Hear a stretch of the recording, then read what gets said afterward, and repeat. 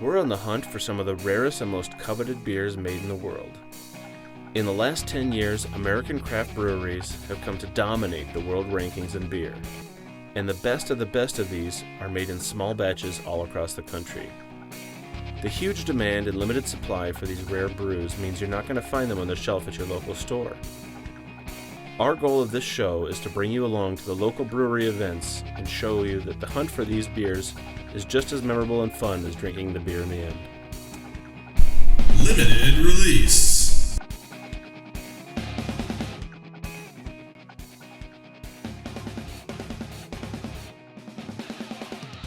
So what's on tap for today? So this time we're going to go after another Russian Imperial Stout. We're going to go to Surly's Darkness Day up in the Twin Cities. That one should be pretty easy for you since it's basically in your backyard. Yeah, absolutely. And when it comes to craft breweries, Surly was my first love. And that was the first release party you went to, wasn't it? Yeah, as a matter of fact, it was the very first one, the one that got me started in release parties. So why don't we go and check out a little background on Surly Brewing Company. Sounds good. All right.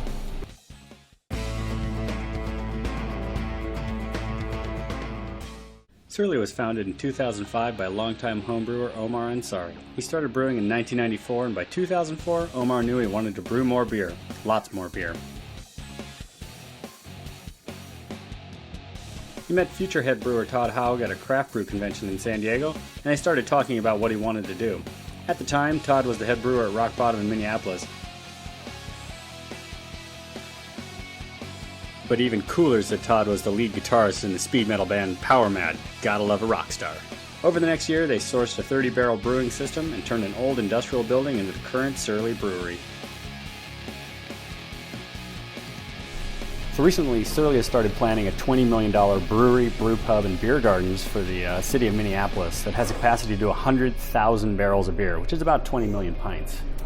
That should keep me busy. It's actually kind of a big deal in the Twin Cities here because they passed what they call the Surly Bill, where they actually changed the law in Minnesota to allow craft breweries like Surly to sell out of brew pubs and beer gardens on site.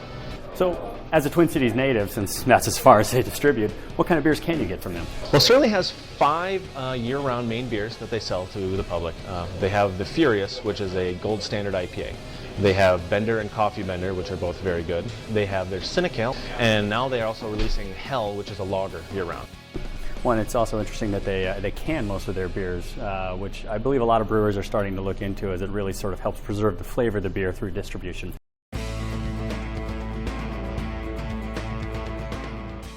So let's talk a little bit about the beer we're after today. So Surly first started making Darkness back in 2007. So this is the 6th year that they're releasing it. And in the first year, they made 500 bottles, and they were worried they'd be able to sell them all. It's amazing to me the humble beginnings that all these great beers always spring from. Yeah, absolutely. And the ones that are great, like Darkness, just explode. And so now Surly makes 18,000 bombers a year, and people scramble to get their hands on some. Well, I know one unique thing about Darkness is that every year they pick a different artist to design the label art for the bottles. And in 2011, Michael Berglund designed a zombie-themed bottle. This year is a lycanthrope. But it's a great way to sort of get some excitement around the bottle and really actually be able to tell the vintages apart. Nice, yeah, and it's actually a big deal. People get excited about what the art is going to be this year on the Surly Darkness bottle, and they make posters and shirts and the whole thing, and people go crazy for it. And it's cool because I can say that I have, I've got a few vampires and zombies and mummies hanging out in my fridge back at home. Oh, you lucky bastard. Yeah. So what do I need to do to go get this beer? Do I have to go online and buy tickets? Do I need to do scratch-offs? What's the deal?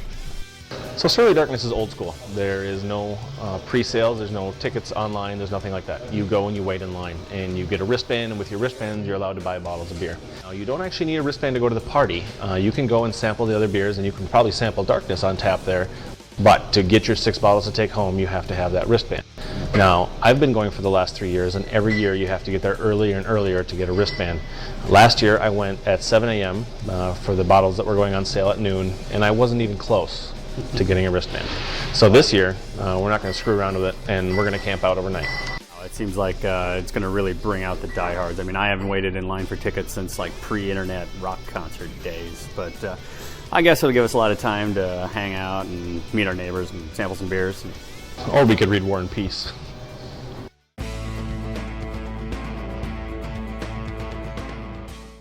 We packed for the event like we were literally going camping. Sleeping bags, propane heaters, pop-up tents, and lots of beer. Too bad we couldn't source a generator and an Xbox to make the time really fly. We headed to Surly and got there right at 4 p.m. when the line was supposed to start forming. Even then, we were about 100 people back as the diehards got there even earlier. We set up our tent and tasting table and settled in to enjoy the long, cold night. Cheers, everybody. Here we are, Darkness Night. What time is it? 8 o'clock? Yeah. 8:30? 8:30 now. We've been So here for 4 hours. Got 12, 13, 14. One of you has. 50, yeah, one of us has been here for 4 hours. One of us showed up 30 minutes ago after riding around in a car for 2 hours. Yeah. Seat heater. Hey. 15 hours-ish? Something? 14, 15? Yeah, we got about 15 hours to go before we get into the door to start the party.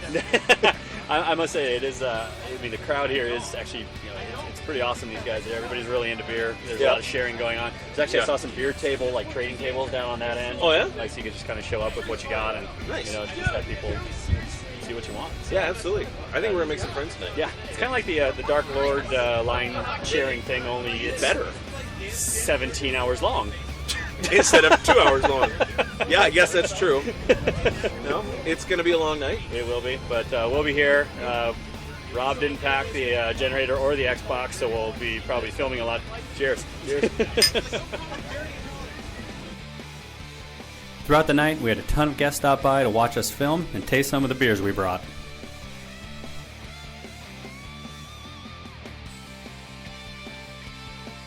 All right, so it's 9:40 now. 9:40. We have been here for an 5 awesome hours? crowd of people out there. Yeah, we've been doing some great sharing, great beer sharing out here. Absolutely. We're making lots of new friends tonight. Yeah, and also I just got a badge on tap that says I'm basically a drunk. Cheers, John. All right. Cheers.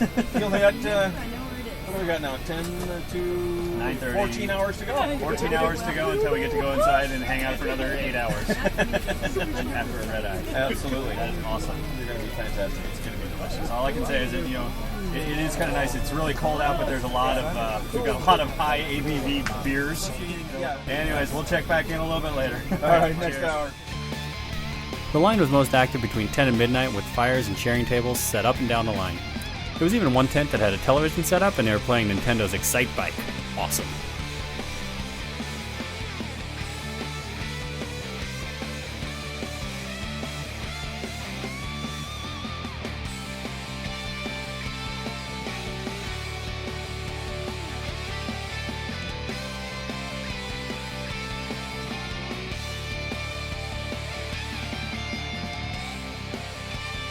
Anyway, 11 o'clock, it's actually quieted down quite a bit on the front of the lines. Yeah.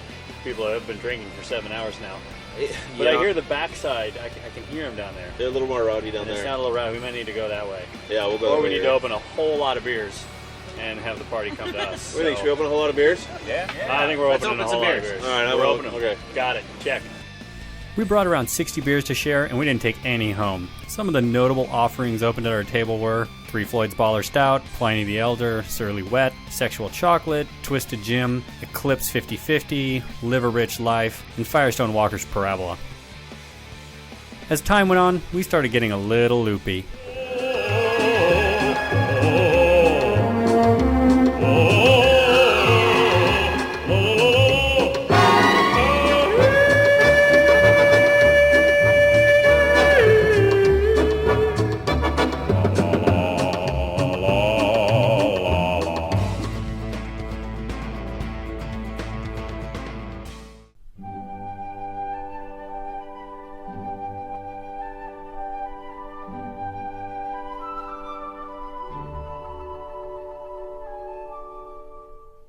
Front of the line's right up there by that flag. I'd say we're probably about 100 yards back. In the back of the line,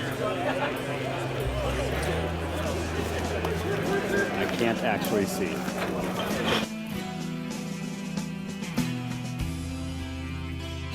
At about 7 a.m., Omar rolled out a couple kegs of Cocoa Bender to please the crowd that had been waiting all night. Thank you, sir. It's got the AC Pro rocking. Yeah. There we go. Thanks, man. Yeah.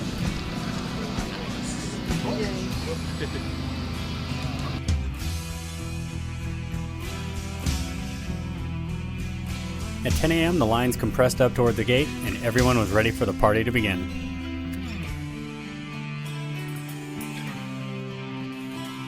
Finally, after we waited in line for 19 hours, we saw Omar jump up on a barrel and officially open Darkness Day.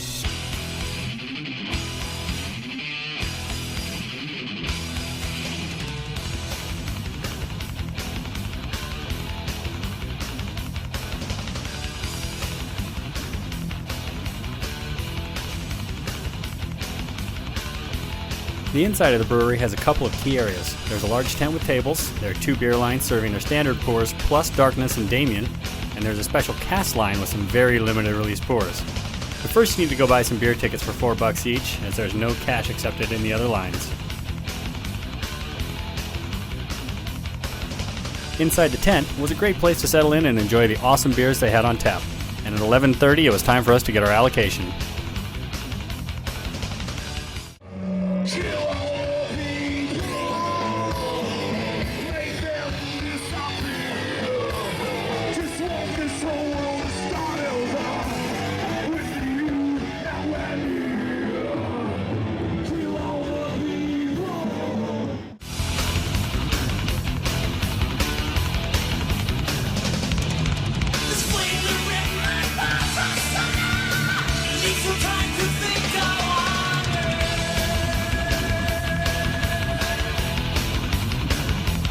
Yeah, they've added a lot. Everybody was gone. Whatever. I knew that. I know. Like seriously, it wasn't this easy last year, but it was still much easier than Dark Lord was. But Right. The wristband system is nice. Now they can only do tickets with wristbands attached. money.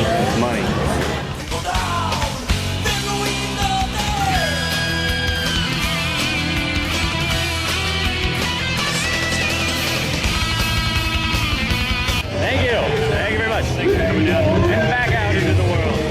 So we've been at the party for about 2 hours now. We've got our Darkness. It's surprisingly quick. Yeah, Very fast movements today. yeah, they're very slick the way they have it set up here. Yeah. In fact, everything. Even there was no line here more than 2 or 3 minutes old. Yeah, it's awesome. A lot of food trucks, a lot of beer serving. Yeah, room to sit without having to fight with people and wait for an hour. No, standing in line for an extra 3 hours to wait for the beer that you already have scheduled. None of that. Oh, and plenty of Darkness available on tap without having to wait in line for 4 hours to taste it. As well as Damien, the son of Darkness. The Brett liquor, some barrel-aged offerings, a Teabag Furious. Overall, it's been a pretty successful day. It's been a lot of fun. It's kind of one of those things, if we hadn't had to stay up for 24 hours out in the cold, we'd probably be going nuts and having more fun right now. But all the same, I think we're having a good time.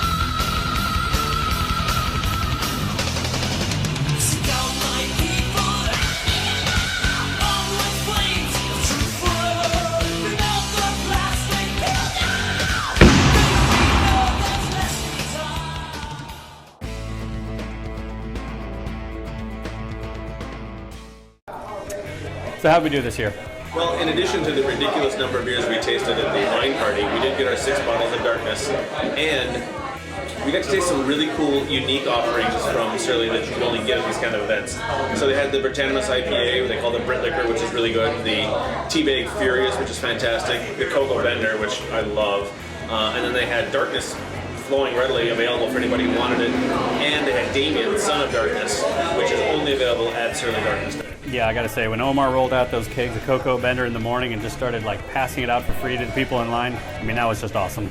Yeah, I think everybody's pretty excited about that. So, we really didn't walk away with that many beers. We had our 6 bottle allocations, and we got 2 bottles of Westy 12 from a friend who brought them. Thank you, Brendan. Thank you, Brendan. But we did have a great time sharing in line. Yeah, as a matter of fact, I logged so many beer tastings that night that Untapped told me that I was drinking too much and needed to slow down. Well, my takeaway is that next year I need to just bring a lot more unique West Coast beers to share, because that's a big part of this event.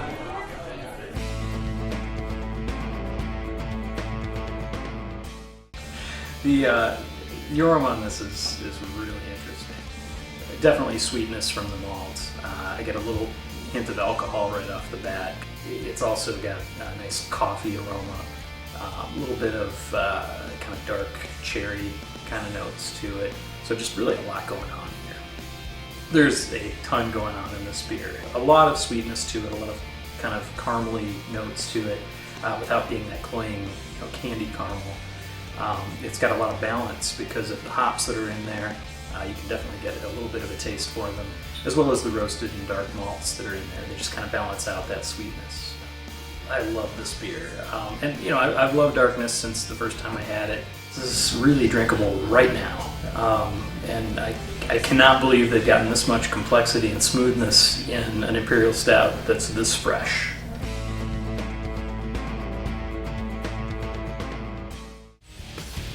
The idea is to transition Furious out of this plant first into the new place, and that's 50 to 60% of our production right there. Yeah. So that opens up tanks and space here. So we can make another stout that's available year round. Oh, yeah. Maybe it's not Darkness. Maybe it's a foreign style or something different in the stout family, but that's not specific to Darkness. Darkness kind of has its October Halloween kind of theme party thing. Yeah. And then we have opportunities to make 30 barrels of porters, stouts, whatever here. You think you're going to make more Darkness, or are you going to keep the supply limited? Well, what's going to happen, all the seasonals are going to get tight. And by that I mean we're trying to grow still, and we're growing a lot. But to do that means we got to brew more Furious. To brew more Furious means all the other brands that we make year round need to follow suit and get produced more. Yeah. So what that does is put a squeeze on fermenter space for seasonals. What we like about Darkness is it's a tiny amount of our annual production, but the party and the day is what it's about. As references, because it's not the style, but Trappist Ale yeast, probably dark red to brown in color. It won't be barrel aged, but it probably will be a unique wood aged thing. Yeah. Hopefully 12 to 13%.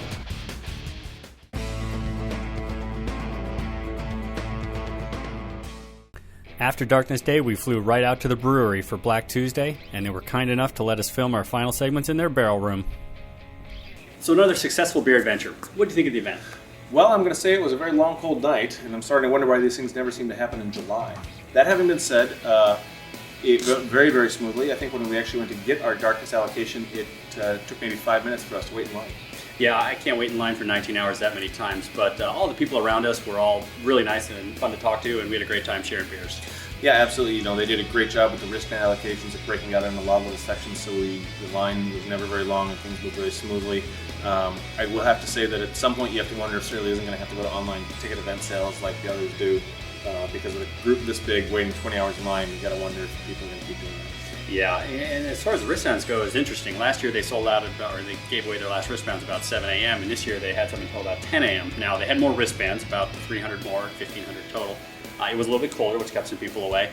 And with changes to eBay's reselling rules, I think a lot of the resellers just didn't come. It will be interesting to see how that new rule at eBay starts to impact the other big beer events, as it's harder to sell these beers online if this isn't going to drive away people who are just there to grab a profit. Yeah, exactly. And just wanted to let you guys know sort of what the next episode is, because we're here, we're ready, and we're filming. Thanks, and keep on drinking.